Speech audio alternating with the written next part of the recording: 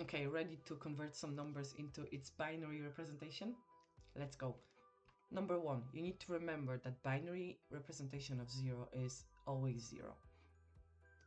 Now what we need to do is we need to start from number 1 and we're going to multiply that number by 2 each time.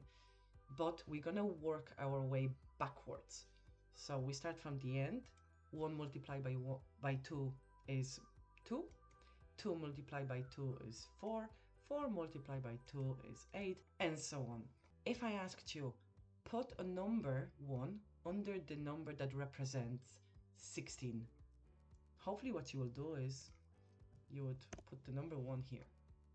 Happy days! And all you need to do now is you need to fill in all of the remaining spaces with 0, which brings us to the binary representation of number 16 is 1, 0, 0, 0, 0. Okay, happy with that? Okay, so what's the binary representation of number 21? So there isn't 21 in here. So what we need to do is we need to make that number up from the numbers that we have available.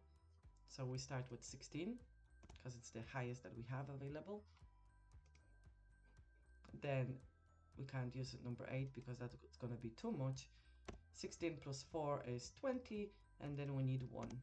Happy days. And then everything else is 0. And that's it. The binary representation of number 21 is 1, 0, 1, 0, 1. You got this. Now I have a challenge for you. What is the binary representation of number 50? Please comment below, and I'm looking forward to hearing from you. Hope you enjoyed that.